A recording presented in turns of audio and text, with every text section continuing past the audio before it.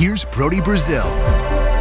You know, one of the things I've realized about having and running my own YouTube channel is that a lot of its viewers also have their own YouTube channel. And they're just like me. They're trying to grow it. They're trying to make it better. They're trying to become better themselves. And so I thought for somebody like me and my background, 25 plus years of being a professional broadcaster, I should pass along some tips. These are my top 5 tips for YouTubers, and it all focuses on presentation. Like, how do you do in front of a camera? Let's be honest, that's what a lot of YouTube is about. You sharing something on camera, you speaking, you thinking, you talking all at the same time. And so these are the tips I would give to anybody who's got their own YouTube channel. Beginning with this, slow it down. Just like I did right there. And then slow it down some more and see what happens. And I say this because I think it's obvious. I have this problem all the time. My brain and my mouth, they have speed limits. Actually, my brain likes to exceed that speed limit a lot.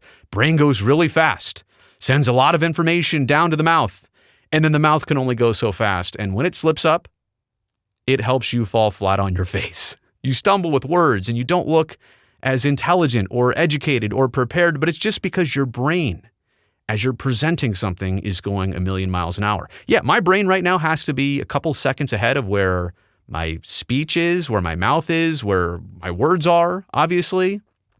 But it can't be going too fast and it can't be too far ahead. Otherwise, there's going to be problems. It's rare that when you watch something back, whether it's your own work or the YouTube video of something else, it's rare that you would ever say, that person talks too slow.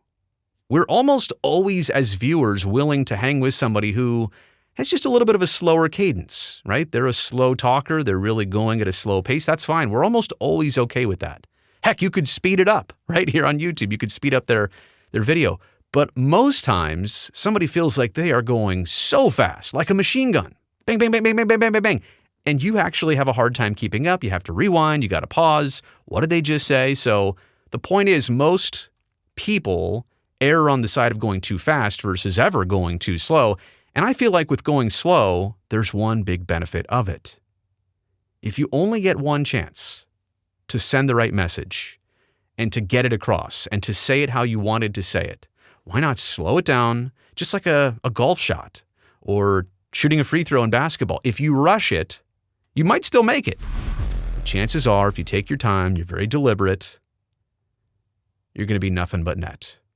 Or you're going to be 275 yards down the fairway. My point is, slow down.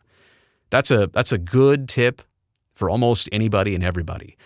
Number 2, make eye contact. Treat the lens, or in this case, I'm looking at a screen, which shows a lot of my information here, but treat whatever you're looking at like it's a person in your conversation.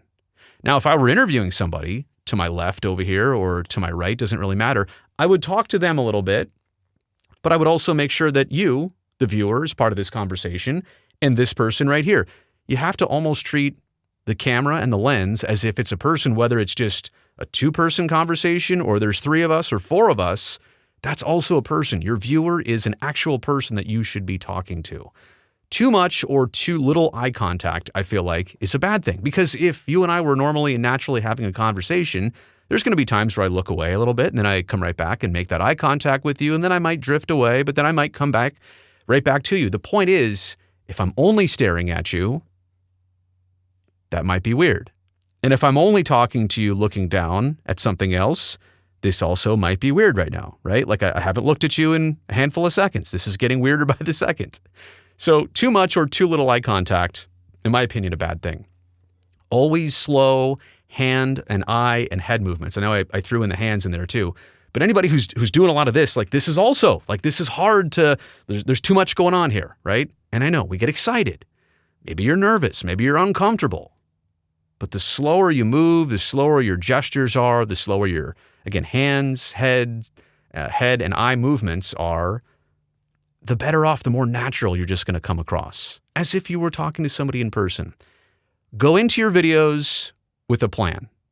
And at the very least, right, if you're going to wing it and ad-lib it and do the middle part how you do it, that's fine.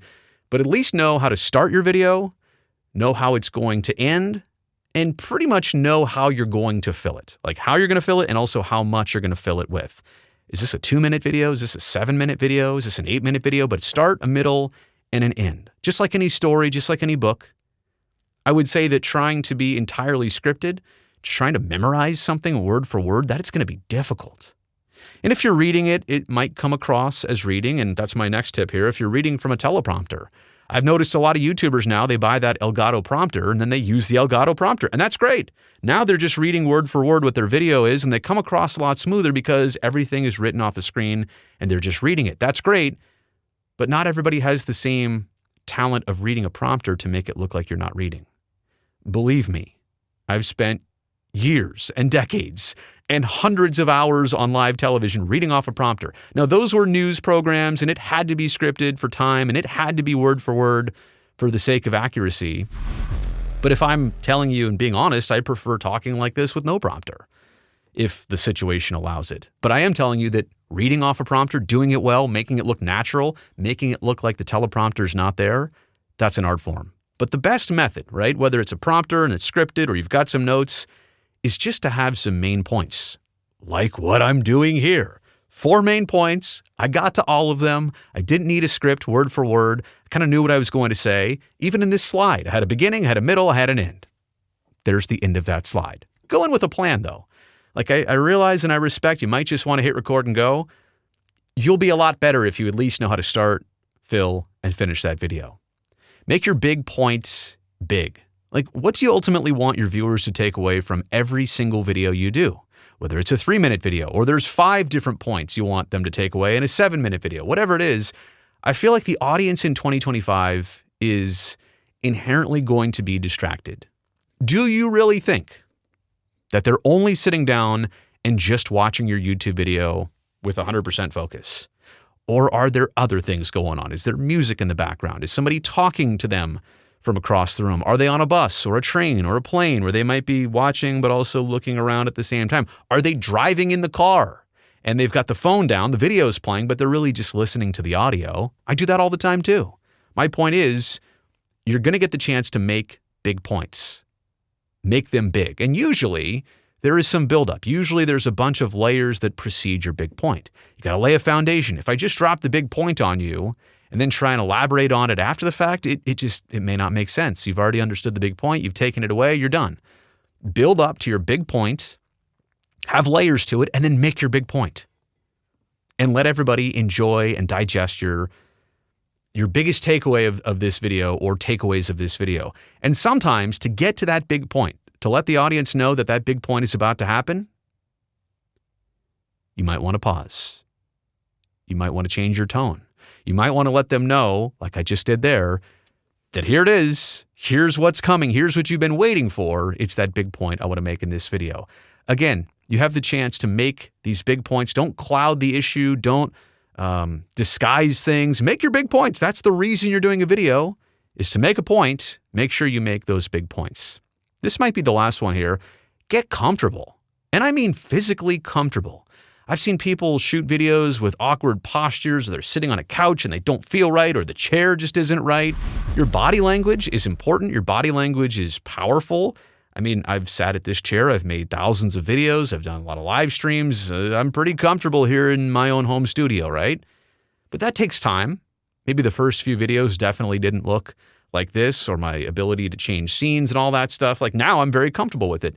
But what you want to do is try to get yourself as comfortable as you can with your space, with your routine, with your environment. And I get it. Sometimes you're in public and you've got to make a video and you got 7 minutes to record a 4-minute video. This is your window. You got to go. That's fine. Maybe you'll be a little bit uncomfortable. But generally speaking, the more you can translate comfortable body language, it translates into confidence. It translates into trust from the viewer. There's a lot of things that go without even being said in these videos. So don't feel rushed if you can. Don't feel flustered if you can. Certainly don't panic, because all of that will go against you in your video. So those are my top 5 things from the presentation standpoint of making YouTube videos. My goodness, I've almost gone 10 minutes on this. I didn't plan for that, but I just wanted to share those things. And again, maybe if you've stuck around this long, you might have a channel or you do YouTube videos or some type of presentation. Hopefully you can take something away from this. I just felt like I had to break away from the norm. I had to share those things. Hopefully they'll be valuable to somebody. That's the end of this video. Thumbs up down below. Really appreciate that. Helps me, this video, and this channel. Also, while you're down there, hit that subscribe button so I can definitely see you back here next time.